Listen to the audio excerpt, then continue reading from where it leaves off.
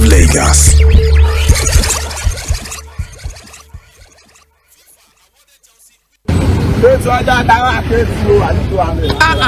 Madam, dey soon now. Ṣàrí pé àwọn èèyàn fẹ́ wọnú mọ́tò. Abi, no mind them o. Na so they do for inside public bus. They go sit down like say dem dey their papa house. Hey, Jare, my friend. Mama Nkechi, PVC matter wey I dey follow talk before we enter bus. Abeg. Wo, Mami Nkechi, jẹ́ kí n ṣàlàyé fún ẹ. Ó máa ra PVC yẹn ni. Ó máa ra. Sorry, a lot of people àìmọye àwọn èèyàn tó ti wá bá mi wí pé wọ́n fẹ́ ra PVC, mo dẹ̀ mú wọn débẹ̀. Thank you, God bless you. Ìgbà tí mo dé ọ́fíìsì INEC báyìí 25,000 naira péré ni. Wọ́n dẹ̀ get PVC. Just 25,000. Ojú bẹ́ẹ̀ lọ, Mami Nkechi. Madam, who tell you say that they sell PVC? Where you forget your own information say that they sell PVC? No let person just they misdirect you anyhow. They give you wrong information. No, your PVC now free. So long as you don't reach the age to take vote, now absolutely free. You no go pay 1 naira. I dey tell you I go lie for you again. Not be 25. She tell me say na 25. That one has scam. I don't know where she for the get her. Always she don't carry plenty people go buy PVC. How now? If you want to know more about this PVC matter, waka enter inecnigeria.org. inecnigeria.org. All the information when you want there, you go get them. Or make you go their secretariat for any local government and they go attend to you one time. You not go pay 1 naira for anything. 1 naira, you not go pay. Your PVC now your right, and nobody must take them from you or tell you say you must to buy them before you get them. Mommy Tuji, he talk say na free. Why you and now you dey follow talk now? Shebi you talk say na 25. Oga, thank you. Make I go INEC office now. Honestly, Nigerians, like this way don't be for 2027. Go and get your PVC. And remember, you no go pay 1 naira for your PVC. It is absolutely free. Again, waka go inecnigeria.org or make you go any of their secretariat for any local government. They go attend to you one time.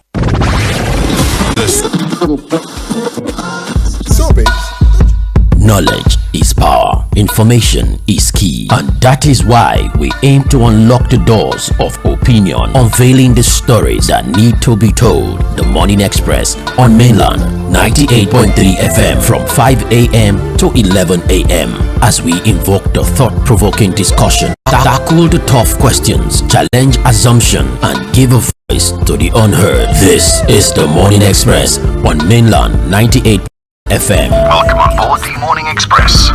Good morning.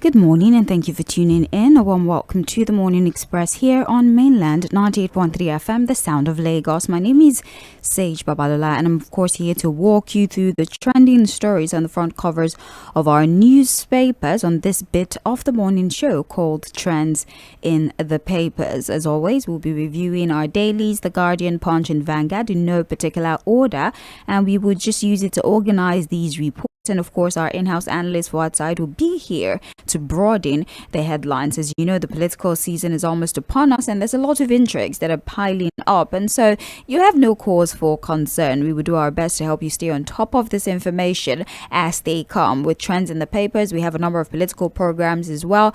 We have Midweek Politics, we have Situation Room, we have Political Roundtable, among others. But across all of our programs, for political information that comes up or just the information that comes up, the different programs that we have would lay emphasis on these stories. But for the newspaper review, Trends in the Papers, as I mentioned earlier, we're practically just looking through our dailies and focusing on stories that have made it to the front page. Once again, my name is Sage Babalola. This is Trends in the Papers on Mainland 98.3 FM. We're streaming live on Facebook and on YouTube, so please go on there if you like an audio-visual experience. You want to see whom you're listening to, please head on straight to our social media platforms. As I said, doubles as our streaming platform as well. We also have a functional website, right? You can sort of familiarize yourself with our programming, with the timing. A lot of programs have changed. We have new programs. A lot of programs now have different timing. There are now different presenters on different shows. So it's a lot of mix-up that has happened, and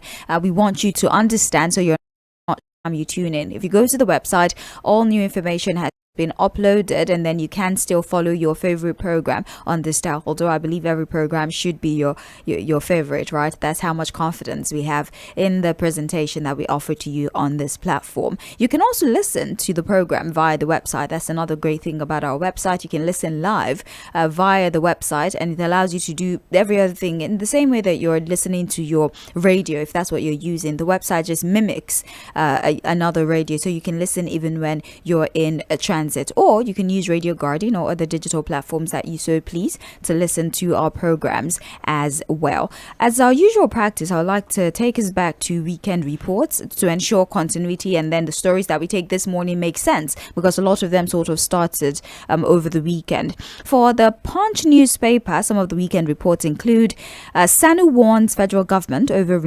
negotiation, threatens strike by month end. Nimet warns of thunderstorm disruptions Monday. Nobody's planning to impeach Makinde, says Ibadan indigents. ADC warns against reintegration of ex-terrorists without prosecution. World Bank report. Federal government debunks claim of hidden spending, revenue diversion. Amnesty slams NBC's new directive as authoritarian. Constitutional. Reschedule exam for 8 rescued kidnapped UTME candidate. Aliyah urges JAMB. For the Guardian newspaper, some of the weekend reports. They're after me. El-Rufai cries out over threat. Tinubu targets world-class status for noun. Osun 2026, Oyebamiji's push to translate competence into vote. Nigeria rejects fresh IMF bailout, insists reform rebuilding economy. Kwakwanto loses hold in NNPP as farms Abiya's leadership in Kano. NSCDC rescues 18 pregnant children about to be sold from baby factory in Badagry. 2 policemen killed, over 50 bandits neutralized in Zamfara fresh attack, says Commissioner. And finally, for Vanguard, we have here APC chieftain warns against dangerous governorship endorsement in Abia. We apprehended 7 militia headsmen over kidnapped JAMB candidate, says the police. We have alleged partisanship. Utomi, Falano, others demand INEC chair and Mupiton's resignation. And finally, for Vanguard, we have former Kano governor Shekarau dumps PDP. Now, although we don't know where he's going to be into, many have started to speculate that it may be the ruling party. The operative word here is may, but he's away from the PDP for now. It's part of the intrigues that I'd mentioned earlier. A lot of movement, realignment, defections and realignment, political statements, etc., etc. Fuad, as I said earlier, will be joining us via the phone as we begin to navigate these stories on the front pages of our dailies. Good morning, Fuad. How was your weekend? I hope you're well. Yes, good morning, Sage. My weekend was good. Bit busy, but was nice. I was wondering because I still saw you here pretty late yesterday. But then, I mean, you're always... I have to take care of some stuff here. Yeah. So I think anybody familiar with your routine knows that you actually don't have a routine. You're just everywhere every time. So, Fuad, a number of things have happened. Let's sort of open the conversation with the children who have been rescued. If you remember, a number of... Well, they're still children, honestly, who had gone to write their UTME examination. They were abducted alongside, I believe, a total of 15, but about 7-8 of them were children who were going to write their UTME exam. Now, they've been rescued, is what the report is telling us, that the joint effort of our military personnel or security personnel led to the release or the rescue of these persons. Now, we have the Benue State Governor, Hyacinth Alia, who's saying, it's great that we've been able to rescue these children, but he's also beckoning on JAM to please reschedule their examination. There's about 8 of them. They did not have any control of the situation, and it would be unjust to go through such a harrowing experience and still miss out on their examination. And you know what happens? It means that you have to wait an entire year for you to take this examination again, and that will be unfair, seeing as, again, they did not have control of that situation. So I'd like for you to talk about the rescue and also the position of the Benue State governor on rescheduling their own examination for them? Well, I think the idea of rescheduling the exam is spot on. It's just, it will be fair, or probably unfair, if these children are made to miss out on writing the exam this year because, again, they were abducted. It's probably going to be double jeopardy for them. Being abducted is enough trauma. It's big a trauma on its own. Then to now realize that, look, they may not be able to write the exam and they would have to probably stay for another year to write the exam is another trauma on its own. So I agree with the governor that, look, JAM can always, reschedule the exam. Last year when JAM had issues, people were allowed to resit, right? Yes. And I think there are still more days for, students to write the exam. So I think the thing that JAM needs to do is to get the officers in Benue State details of these students, and at the back end find a way to reschedule them to write. I'm sure that the JAM registrar is someone who listens, and probably going to look at the option of allowing these students to have an opportunity to write the exam. They missed it not because of their own negligence. Very unfortunate that we have a situation where poor innocent students are going to write an exam, and there seems to be no limit to what these guys can do. These deranged elements who will not allow Nigerians have their peace. So I think that should happen. That will happen now that the governor is also involved. It's not just the case of these children. I'm sure the governor would have enough leverage to be able to get JAM to do that. Now, on the rescue effort, I think in Nigeria we're now used to the fact that, look, when people are abducted, we don't even bother. Let's just get them back, because the reports will tell you they were released or they were rescued. But a lot of times, these kinds of reports leaves you asking several other questions as to how the whole thing was done. Was there a special operation? Do we have people arrested? I think in some of the reports I'm hearing that there are people who have been arrested. Exactly. Yes. I was going to raise that. They claim that 7 persons have been arrested in connection to the abduction. Okay, well, it would be nice to see them prosecuted, the prosecution of these individuals. Was there like a gun duel? Was there again, but I have to get some extra details as to how these guys were arrested. What was the operations like? How did they get the students off the road? Where did they take them to? These details will probably again help to begin to assure Nigerians that the government is on top of the situation when it comes to the issue of insecurity and abductions in different parts of the country. It's not just for the government to keep quiet or make an announcement that they've arrested people. It would be nice to for the government to also give the public some more details. This could also help with the public helping to collaborate with the government on whatever efforts they are making, to tackle this issue of widespread insecurity across the country. But I think the most important part of the conversation is that, look, these persons have been rescued or released as it were. They are back home to their loved ones, and the government for the students to have the opportunity to sit for the exam, which is a very good one. Indeed. Well, again, 7 persons arrested. We don't know their identity just about yet. We're hoping that the security agencies decide to show us who they are. But if not, well, the good thing is that these kids are back home. I saw the picture. They looked very dirty and tattered. I can only imagine what it is. And even if they were rewriting the exam, they would need some time to read I think so. Because even no matter how brilliant you are, after a traumatic experience like that one, when you're in fear for your life, your brain will just shut down. So let's give them time to study as well. Even so, it's not just to rush them now to retake the exam. Give them some time to recover.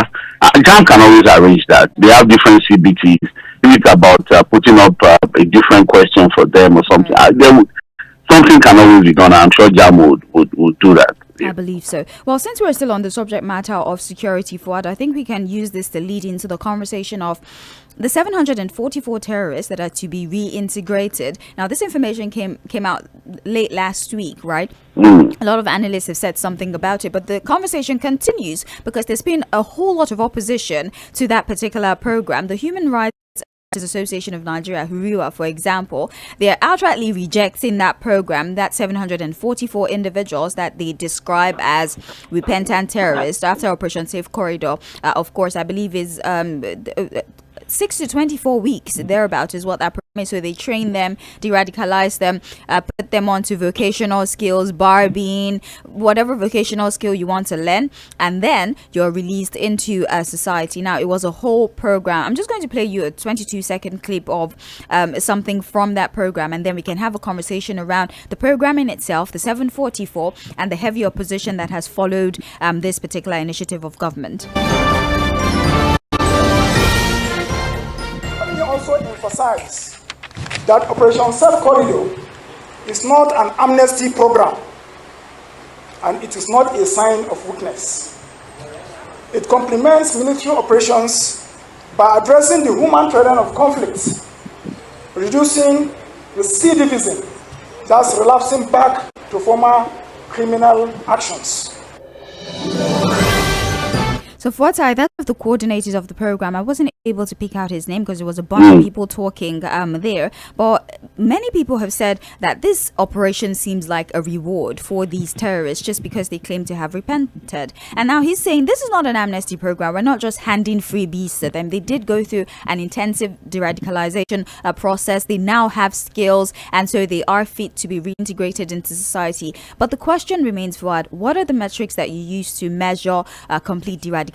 How do you know that this person is fit? Also, what societies are you reintegrating them back into? Remember that there's going to be a lot of resistance, even from the people within the community that you want to return them into. And then if you claim that this is not patting people on the back for heinous crimes, such a short period of time to try to change somebody who probably from the very beginning of their life have been taught to wreak carnage on people. It's just a lot of questions around the program. What's your position?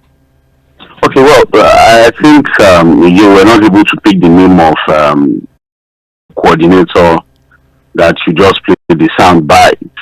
I assume that one of the top military commanders coordinating the Operation Safe Corridor. I think it's time for us to let him understand that it's just mere semantics. What has been done is just a case of amnesty. When you allow people who have committed crimes can go through the radicalization process to the point where you now reintegrate them into the society, that's amnesty. Because what you've done is to forgive them of their sins. So instead of dwelling on semantics, and that's the problem when we live in denial about these things, if you understand. Look, the issue is that there's really nothing wrong with amnesty if it is properly done. So, but for you to be, at the first instance, for you to even decide not to accept that what you're doing is a form of amnesty, it shows that you may not have even been able to think through the entire process. If you understand what I'm saying. Now, you see, it appears that, look, no matter what the people say, the government has a different idea of what they want to do about solving this insecurity problem. I think on a larger scale, the average Nigerian out there, majority of Nigerians will tell you that, look, when it comes to dealing with these terrorists, it's about just fire for fire. There's really no need for us to begin to look at how to get them back. These are guys who have tasted blood. And getting them back into the society may just be creating bigger problems for the future. And I'll tell you why. See, it's a problem. I've always said it. The first step is what? Accepting that there's a problem. Right. And then you take actions. And at the end of the day, what you are supposed to do is to evaluate. So in evaluation, the success of the action will determine whether you want to repeat the same action or to solve a problem. This is not the first time, say, that we have done something like this, right? Yes. There have been several programs that have allowed some of these theories, and what have you, to come into the society. Of them being what? Being integrated into the society, going through a radicalization program. Have we evaluated the success of the initial programs like this? Is there any report that can show us that, look, when we did it in 2023, we brought out 1,000 suspected terrorists or terrorists.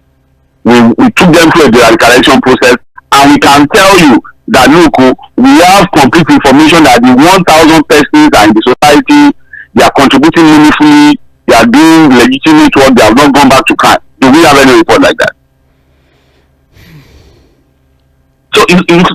not just to take action.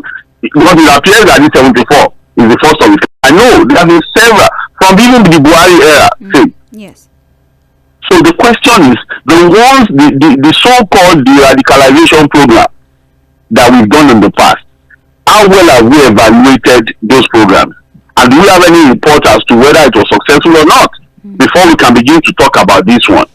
And that's why I started by saying that, look, the idea of even first denying the fact that this is an amnesty program just tells me that there's going to be a problem at the end of the day.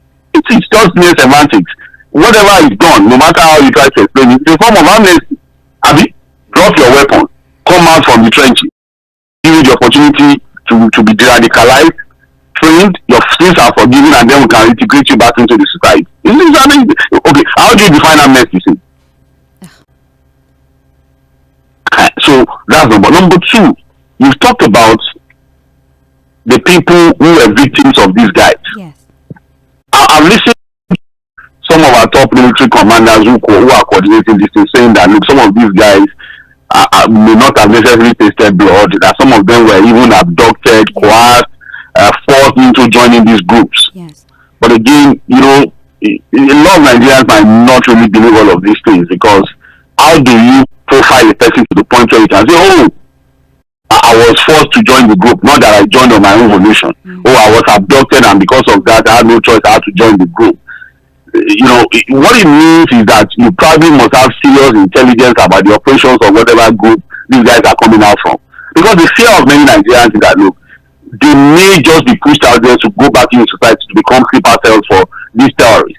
How do you monitor their activities? How do you evaluate their activities? And the ones we've done in the past, what do we have? What report do we have as to how successful those programs have been? And the people in the society who are victims, have we even tried to help them get out of the trauma? Some of them are still grieving. How well have we been able to even help the victims of these guys? We are more particular about the people who cause the problem than even people who are victims of the problem. Because a lot of people in the society have still not recovered from the activities of some of these guys who say we want to bring back to the society. So how then do we let them have a closure as to what has happened to them? Some of them have lost their husband, they've lost their children, they've lost their businesses. Some women have been violated. And you know what it means for a woman to be violated. Say the trauma stays for life. Yes. So instead of us punishing people, what it appears is that, look, the government has a different idea as to how to solve the problem. And at the end of the day, this government will be judged on the issue of insecurity by how well Nigerians are protected, by how well the numbers of attacks and abductions are reduced. The figures are not looking good. Whatever program the government is doing to solve the problem is not solving the problem. More needs to be done. And then we have to continue to ask some very critical questions as to this so-called de-radicalization program. Well, that's one part of it. Let's talk briefly about recent comments attributed to the president whilst he was addressing Renewed Hope ambassadors. I listened to the Yoruba version on Friday, and I really don't think there's anything more to be said. But just for the sake of those who are perhaps hearing for the first time, right, the president had met with Renewed Hope ambassadors. He had quite a lot to say. I'll just take out about 1 minute of his very lengthy speech. Almost like for the first is speaking on this. Usually it's his supporters and those within his cabinet that do all of this, but then the president is speaking specifically about specific issues, and then I would like for us to also just say something about that before we move on to other reports. This economy,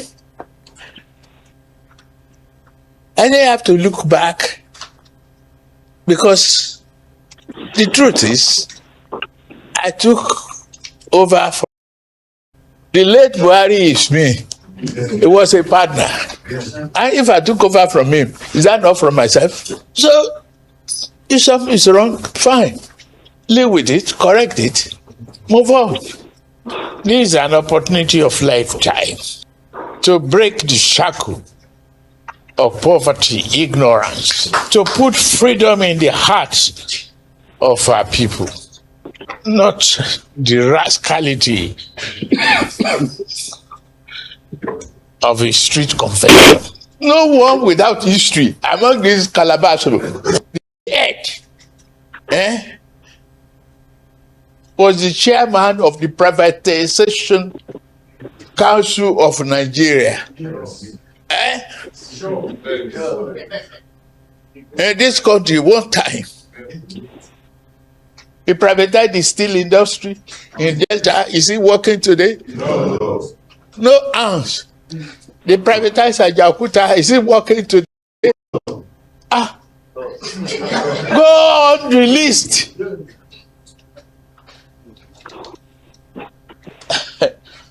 They privatized another man's political party. That one said no. We must embrace the judiciary, whether it favors us or it doesn't. Outside, I believe that you heard all of that. Again, it was a longer speech. We just took out the parts that we can use for conversation this morning. So first of all, people are saying the part where he spoke about taking over from former President Muhammadu Buhari, bless his soul, and that he took over from himself because they were partners. A complete contravention of the position of this administration that, you know, we inherited a bad economy. What they've done is not what we're going to do. Even if we're in the same political party, we were not the same. They already made a mess of it. But now we have you saying that this is my partner that pretty much took over from myself. Also talking about breaking the shackles of poverty. Well, the poverty situation in Nigeria is no secret to anyone, right? Talking about the judiciary and embracing the judiciary. Of course, you can understand the controversy and the commentary that have followed that particular comment. And there were, I would say direct jabs, even if nobody's names were being mentioned, but it was a direct.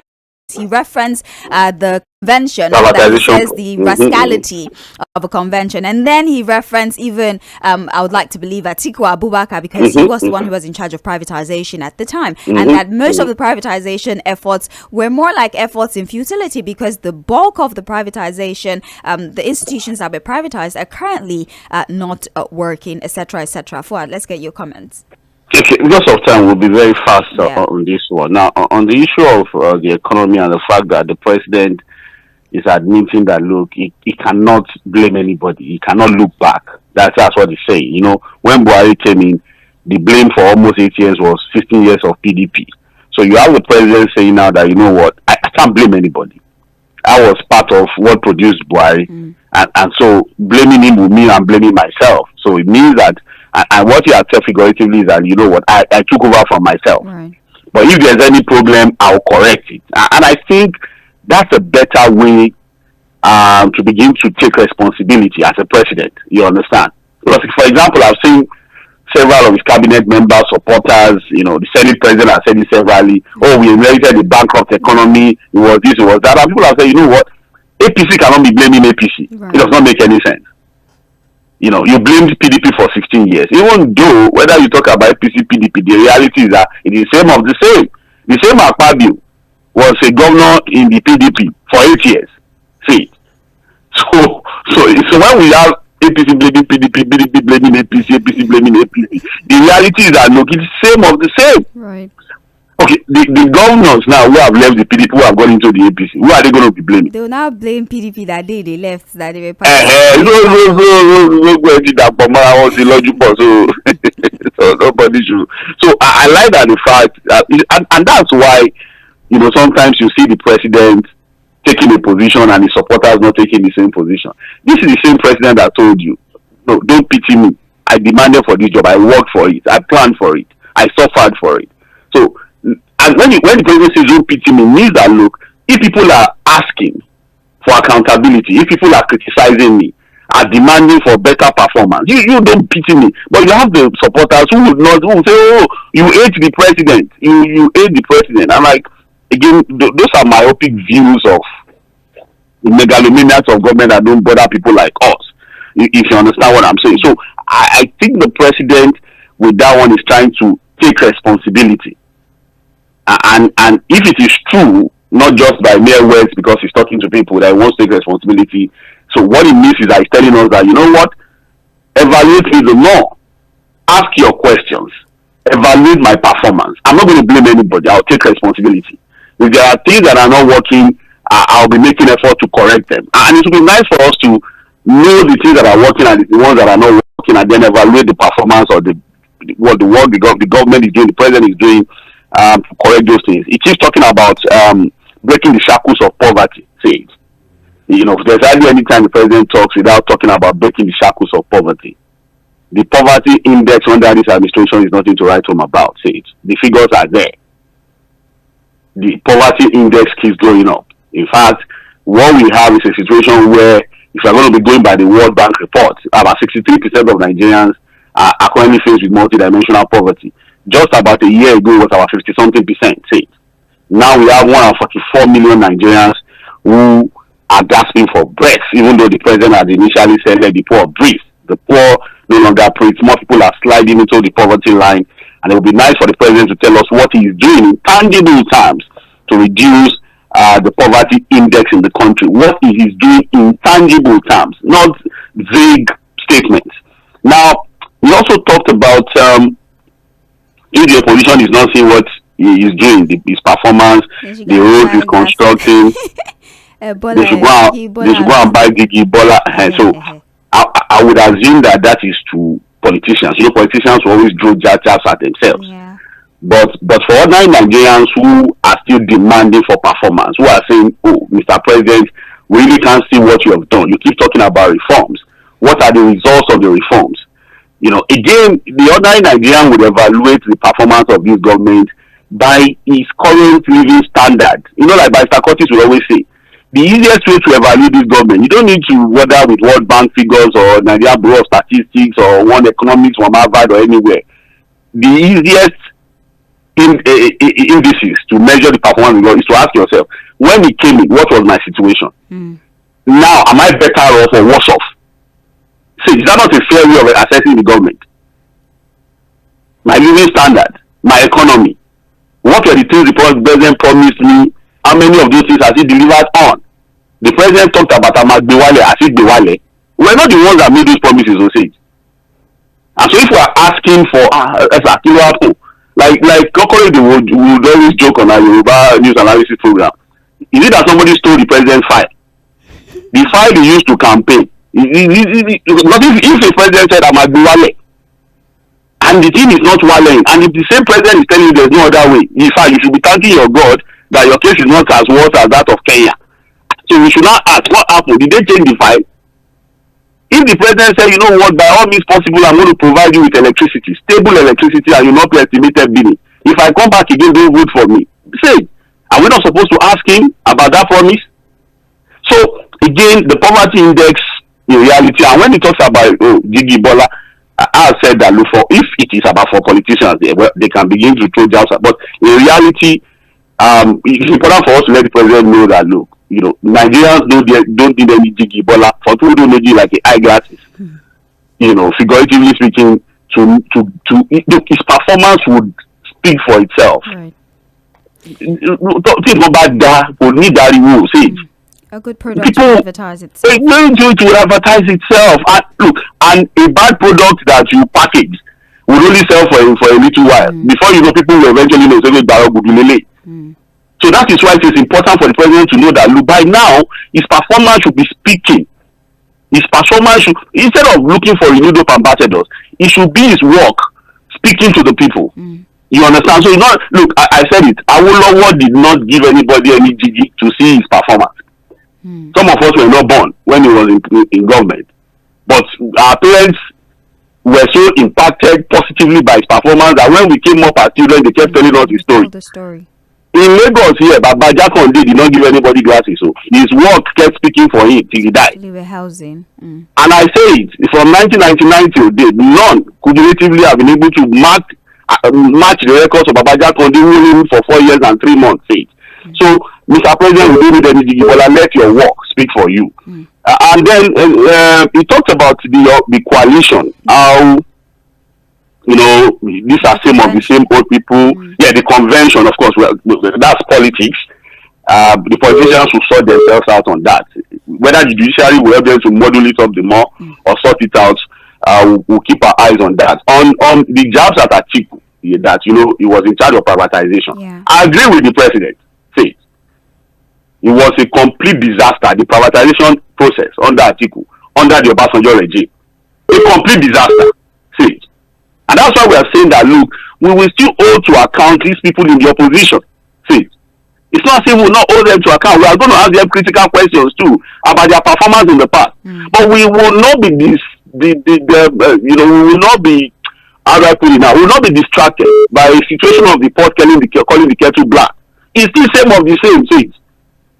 If it is the opposition that is bad, what about the ruling party? What have you achieved? So I don't want us to be distracted in 2027 by, in the past, what did you do? And what are you doing now? What Nigerians should be asking, whether the ruling party or the opposition, is that, look, if things are not working well, how do you want to do it differently? And for people who are in the ruling party now, the question is, the promises you made, how well have you achieved on that? But I agree with the president that the privatization process under Atiku, except for the telecom sector, says, that we can say, well, but the other thing that they privatized was, in fact, I don't know when we'll be able to ask critical questions about how federal government assets was sold under the Obasanjo regime. How big federal government assets were sold for cheap. I will never forget how 1004 flats in Ikoyi, Victoria Land, was sold. That entire structure was sold for 7 billion naira. Can you imagine? Imagine what it's worth right now and what it would have been. And there were some government that built those things for civil servants. I'm telling you, when we were small in Festa, for people we stay in Festa, we used to have this Doba Hotel. When Festa 77 was held in Nigeria, the Doba Hotel was built as part of the effort for Festa 77 and all of that. They sold it. Now you have one hotel, you have a mall, and look, if we decide one day to open up the books of how federal government assets were sold and privatized under Obasanjo Atiku,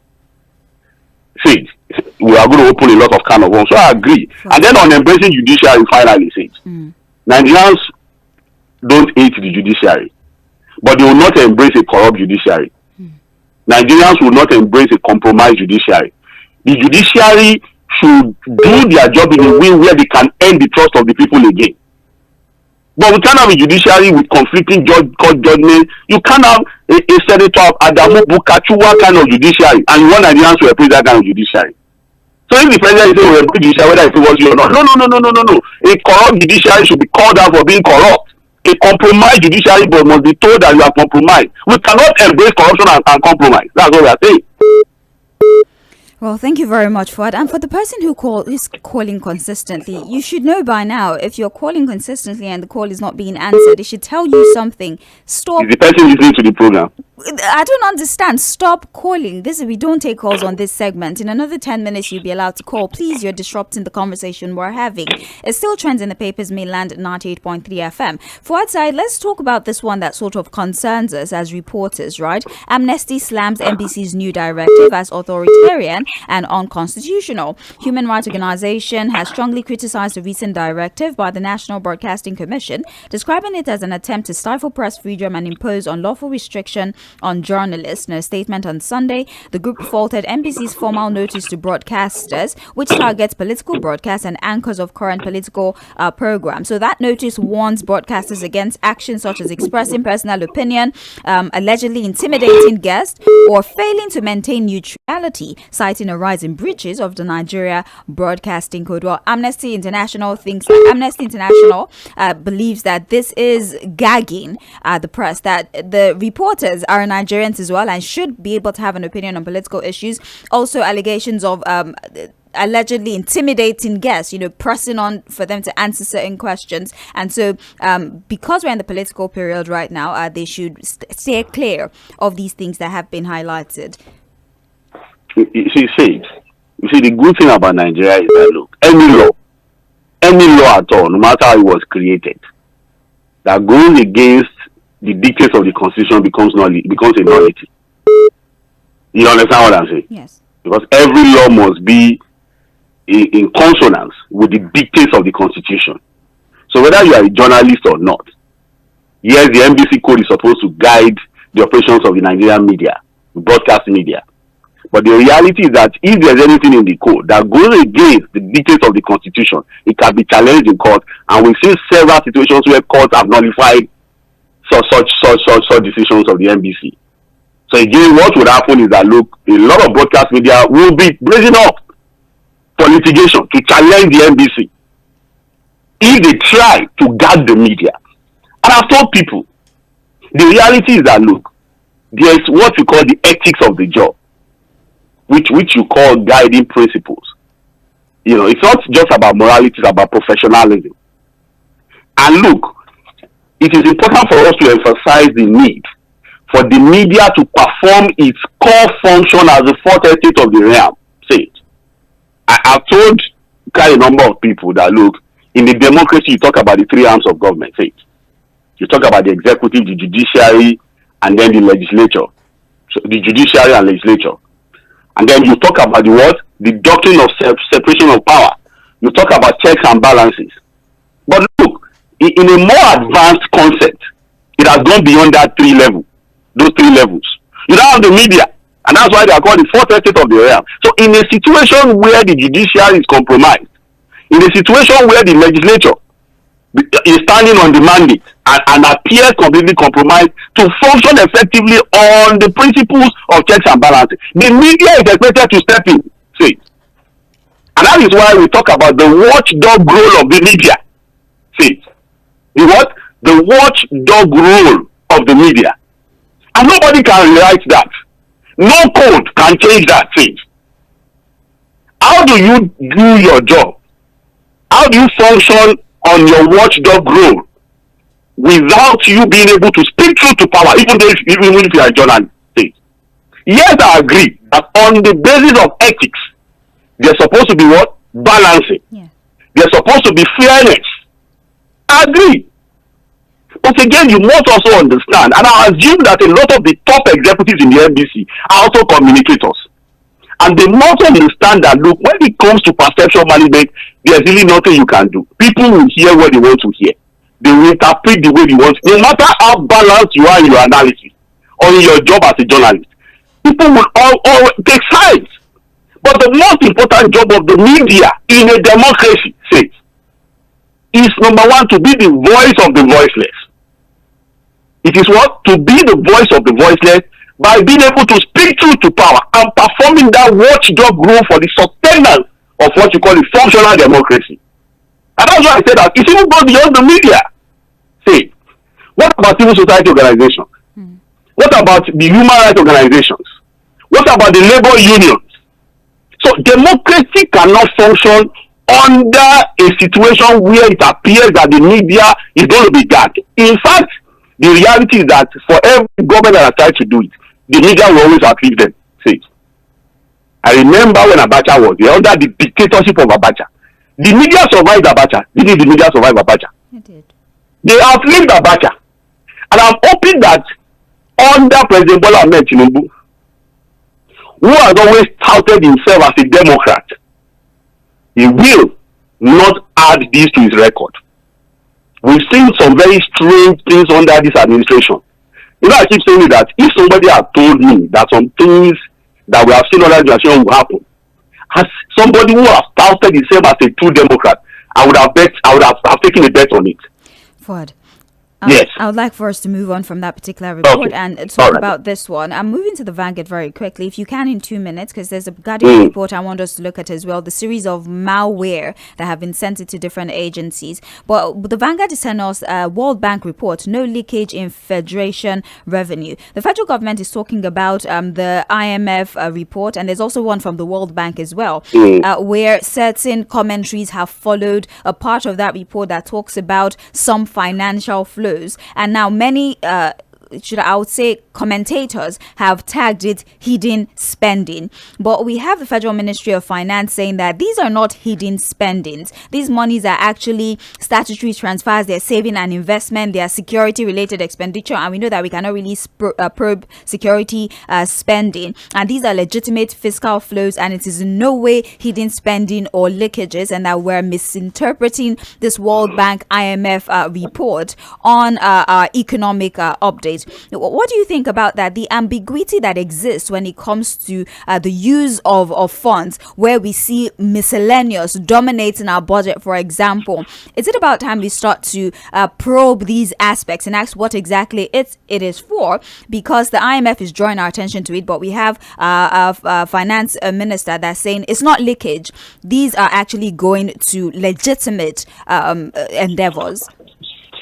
Now, this is it, Sage. Now, the IMF and World Bank report that talked about some deductions from the FAC. Yes. So even before we share whatever we are sharing, it's talked about the fact that, look, some monies have been deducted. Yes. And so what Mr. Oyedele is saying is that, look, some section of the media had interpreted that as, leakages corruption or leakages and wastages. But what he's saying is that these deductions are done to, to make some obligation, to meet some statutory obligations and payments and what have you. And so the question that comes to mind is that, look, how transparent are we on these deductions? Who is monitoring it? Are these deductions appropriated for or going through legislative approvals? Because you can't just deduct. Somebody must approve this. We are talking about the country's money. It's the entire country of the money. And so before anything is deducted, one would assume that it goes through an approval process. So who approves what? Who is checking what? Who is putting value that these deductions are actually appropriate and transparent enough? Say it. That's the issue. And sadly, we don't take our time to evaluate some of the, that's the same problem we have with the NNPCL. Say it. Up till now, there's a missing 221 trillion. And the worst explanation that we're getting from the NNPCL is that, some of them are deductions, some of them are obligatory payments, some of them are blah, blah, blah. So when you have a situation where the country makes money, and then some large chunk of the money are deducted even before the rest is shared, it is important for Nigerians to ask questions. Who is deducting what? Who are we deducting it for? Where are these monies going to? It's not to gaslight Nigerians who are asking questions. The government should come up open. Let us have the details of those deductions. Who got what? On what basis did they get those deductions? Very important. Look at it, for example, say there's something that is related to this on the 2026 budget that was signed recently by the president. Now we've budgeted 1.371 billion to prosecute Boko Haram elements. Say now that is for the 2026. The budget is not running yet. It's not running yet. 2025. So in fact, the 2025 has been approved to roll over, right? So, but the shocking thing is that, look, in 2025 budget, it was merely the sum of 530 million was what was budgeted. So we budgeted 2025 530 million, right, to prosecute Boko Haram and what have you elements. In 2026, it rose to 1.371 billion. Fuad, unfortunately, we're pressed for time. Actually, I would please request that for Mainland Focus, you join us for like 5 minutes, because I really want us to talk about that election data at risk, the report that was put together by the Guardian newspaper. It's very important we talk about this. So just 5 minutes from Mainland Focus to talk about it, and then we go to take in feedback. Thank you for your time, Fuad Said. We'll be with you in a few minutes.